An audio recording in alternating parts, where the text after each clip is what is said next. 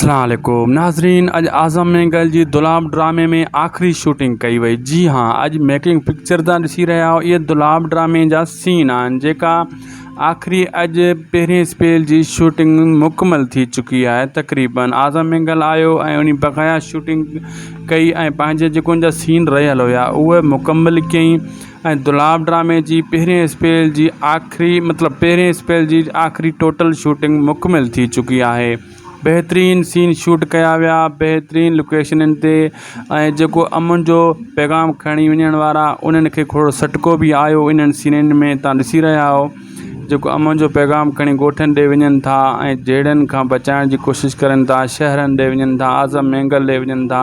थोरो घणो उन्हनि खे सटको भी आयो छाजे करे सुठे माण्हुनि खे अमन जो पैगाम जेका खणी वेंदा आहिनि उन्हनि सां अहिड़ा वाक़िया थींदा आहिनि। इहे वाक़िया भी सीन ॾेखारिया विया आहिनि ड्रामे में। बाबा जेको अमन जो पैगाम खणी वञनि था उन्हनि सां भी माण्हू विढ़नि था ऐं नाजाइज़गियूं करनि था। बेहतरीन ड्रामो इस्लाह ऐं एक्शन सां भरपूर ड्रामो आहे दुलाब ऐं इन जी जेतिरी भी तारीफ़ कजे घटि आहे। अचण वारनि ॾींहंनि में तव्हां ॾिसंदो दोस्तों जॾहिं जो टीज़र ऐं प्रोमो उन खां पोइ एपिसोड हलंदो त बेहतरीन ड्रामो तव्हांखे मज़ो ईंदो ऐं इन सां वरी महिनत कई वञे थी। अली अहसान चॾड़ साहब भी वरी महिनत करे रहियो आहे। इन जा भी बेहतरीन सीन आहिनि ड्रामे में। ऐं ॿी तरफ़ त जेको आहे फर्ज़ंद मलिक खजू भी पंहिंजी पूरी कोशिशि करे थो, भरपूर कोशिशि करे थो। न गर्मी ॾिसे थो न सर्दी ॾिसे थो पियो, अहिड़े हिसाब सां हू महिनत में लॻो पियो आहे। लाइक कंदा, सब्सक्राइब कंदा।